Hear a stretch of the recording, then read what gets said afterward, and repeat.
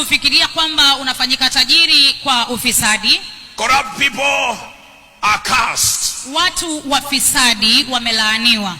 They are cursed by God. Wamelaaniwa na Mungu. Because they live under the law of curse, which is in Malachi chapter 3. Kwa sababu wanaishi chini ya sheria ya laana iliyo katika Malaki mlango wa 3.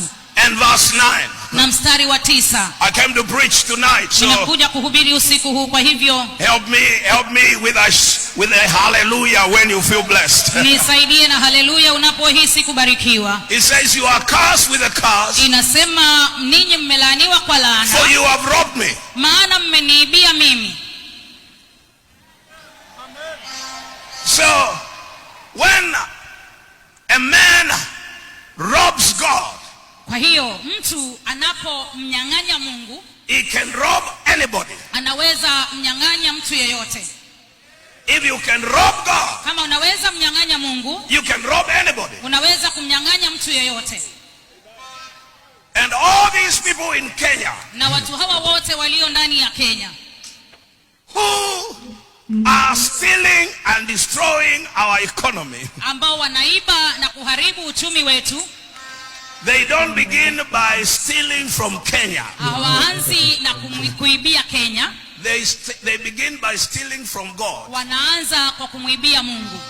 And because they can steal from God, na kwa sababu wanaweza kumwibia Mungu, they can steal from anybody. Wanaweza kumwibia mtu yeyote. Here we are not raising robbers. Hapa hatukuzi wanyang'anyi. We are raising men and women of integrity. Tunakuza wanaume na wanawake wa uadilifu, who pay their tithe, ambao wanalipa fungu zao za kumi, and they pay their taxes, na wanalipa ushuru wao.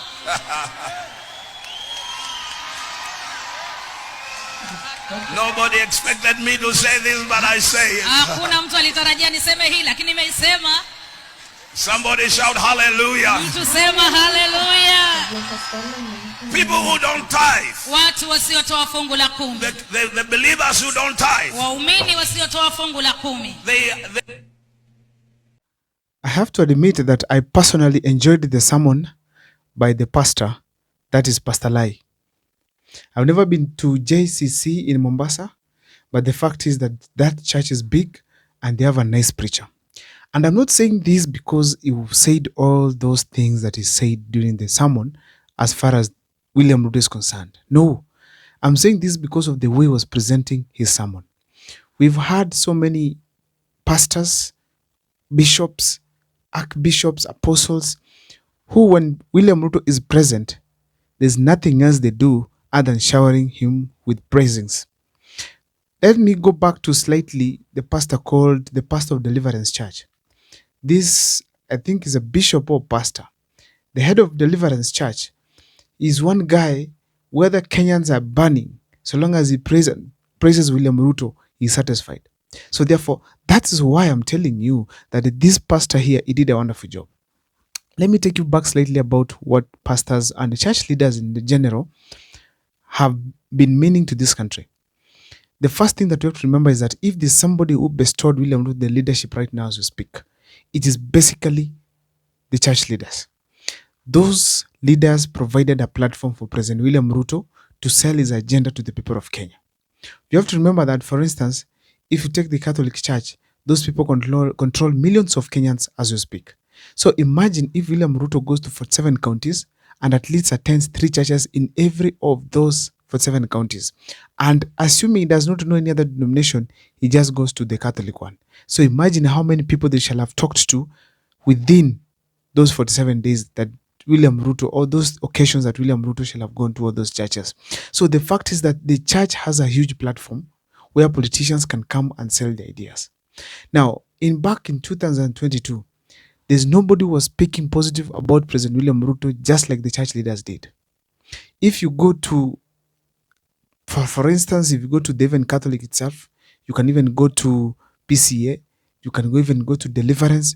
They were praying constantly for William Ruto's revival, for William Ruto's win, for William Ruto's success. So in a nutshell, church leaders played a significant role on William Ruto's election as the President of the Republic of Kenya. Now, this is where the sermon that William Ruto had in the coast comes in. It's a surprise to me that right now as we speak, the same church leaders who were leading the campaign in support of William Ruto are now giving the sentiments towards such kind of sentiments towards William Ruto. They're now mentioning some of the things that they did not expect from William Ruto's regime: corruption, killings, abductions. This was a surprise to everybody. So right now you can hear even the sermon, according to Pastor Lai, it is that he received instructions from the Holy Spirit to present such kind of a message in the presence of President William Ruto. The church was bursting into laughter. You could see people looking at President William Ruto. You could see the camera focusing on William Ruto. That was a clear indication that everyone knows when you talk about corruption, the face of corruption, where it is. When you talk about the issues to do with extrajudicial killings, as we speak today, everyone knows where the person is who does that. When you talk about the issue to do with the high cost of living, everyone knows who is responsible. When the pastor mentions things to do with corruption, people know who to look at. And that was a clear indication that it's not only now that the common mwananchi outside here who knows that William Ruto has a problem. Even church leaders themselves, even the congregants. And this time around, it has been now, nobody's keeping quiet for this. He's not the only one that I can say as a leader of the church who is preaching such kind of things. We've had the same happening from other churches.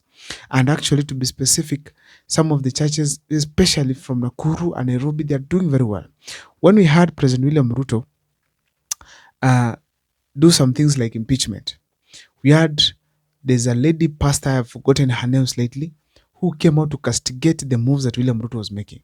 She was asking that we thought we bestowed a godly president whom forgiveness could be a priority. But now we are seeing vengeance towards other people. That's when Gachagua was being impeached. In a nutshell, I have to admit it here that, okay, actually, before I proceed, that charge is the same one that Mama Rachel Ruto usually goes to.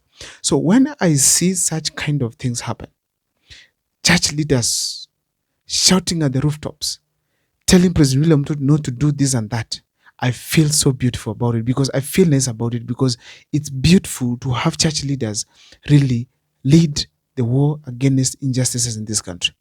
The Archbishop Anton Muheria, I think Archbishop, or maybe from Nyeri.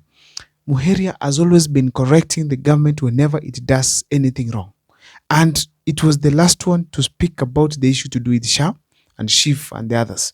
So it was actually, we realized President William Ruto and his team came on him gun blazing, but the fact remains that that is the reaction of people when the truth is being told against them.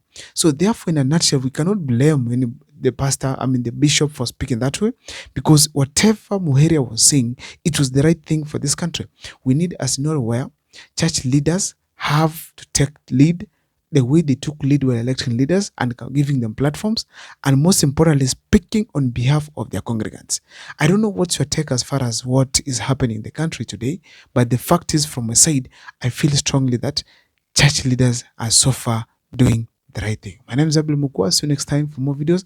Please make sure that you subscribe on Supreme TV, like and comment, because that's the best support you can always give this channel.